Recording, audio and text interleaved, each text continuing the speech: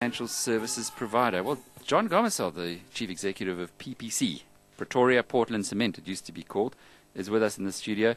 Trumpeting your good news, John, not your bad news. The squeeze is on. You've got a reduction in demand for cement. I suppose it's not surprising because we are seeing a slump, particularly in house building. But without going into the details, because that's all on MoneyWeb anyway, you can read that in the SENS report. Just looking ahead to what we might expect in the future, reading your commentary to the results, times are going to be tough, at least for the next few months, but you are expecting that things could get better. Yeah, towards the end of the year, sorry. Yeah, Alec, of course they'll get better one day. The 3.5 percentage points reduction in interest rates bodes well for people getting their mortgage bonds and home debt under control, but it's still too high. So we're not going to see any fireworks in the residential market for a while, but with some more interest rate reductions this year, I think, towards the end of the 2009 and going 2010, we'll see some resumption. But I think people are going to be a lot more cautious than they were before. Let's just understand what you're saying. Are you expecting then that housing construction is going to start rising again towards the end of 2009? I'm talking about interest rate sensitive housing. Yes, that towards the end of 2009 we'll see some resumption. What is interest rate sensitive housing, John? That's people who have bonds.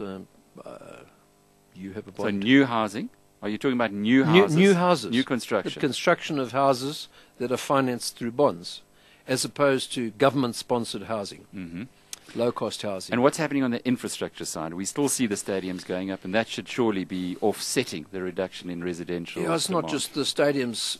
We put out recently over SENS a summary we did of projects announced in the 6 months from October to end of March. And that was during the hiatus in international financial markets. And excluding Eskom's increase in some of their budgets that were contained in that, just leaving them out for a moment, there was 220 billion in projects announced in South Africa between October and March. And in fact, just yesterday there was an announcement of a 450 million mixed retail commercial property in Sandton. Radisson's have just announced they're going to build another new hotel, apparently in Sandton. City Lodge building 10 hotels. So the hotel build is starting now for the World Cup. It's a bit late. No, the World Cup's just around the corner. No, those things go up quickly. Yeah. They go up quickly. That's why the walls are so I tough. think they probably. I think they've. I won't react to that. It would be nice. I would be nice. I thought they were prefabs, these new hotels, to go up that quickly. Cement took time, huh? It would be nice if they were thicker and used more cement. But the construction side. I mean, just look at the roads around Gauteng and how much concrete's going into the roads at the moment. And I know, we all suffer the problems every day. Look at all those bollards that have been. Gautrain as well. It must be consuming a lot of cement. I was with a team of my people. We were taken on an extensive tour by Bombela. We're probably the largest supplier of cement to the Gautrain. We walked the tunnels for quite a distance, and especially up to where the Sandton station is, which is, I think it's about 60 meters below surface, the deepest metro station in the world.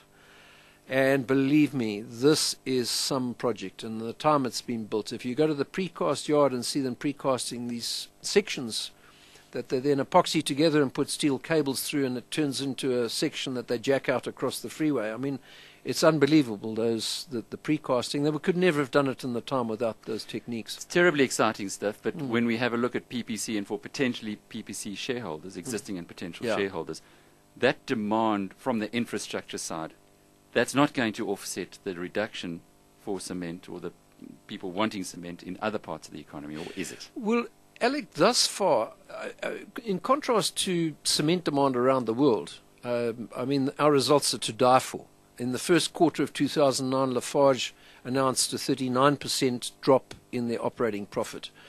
Holcim, number 2 in the world, announced a 30% drop. Heidelberg Cement in Germany, a 93% drop, but obviously some impairments in that.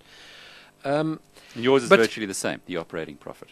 You're talking about the EBITDA line. So compared with that, you've actually done incredibly well. Absolutely. And the EBITDA line is 5% up. But looking ahead?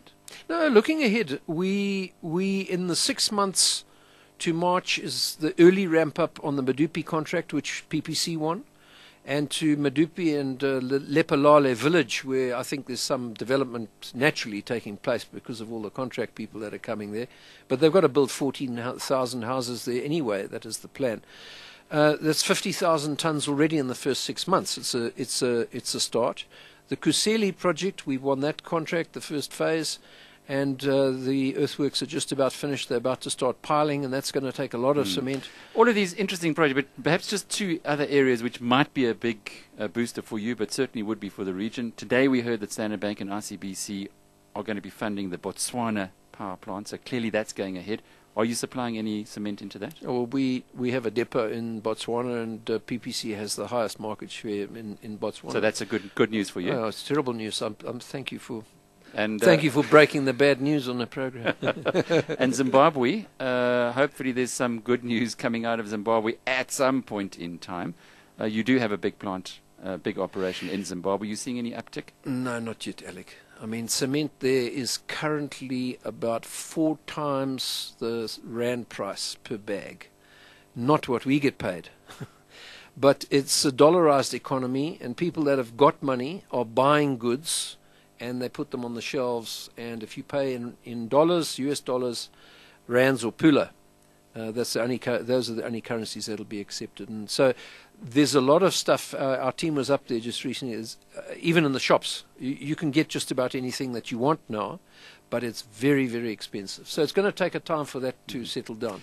But, I mean, the main thing is shortages of electric power, coal from Hwangi, diesel, rail trucks, etc. In fact, our plant hasn't run since, we've got a bit of stock, but it hasn't run since December.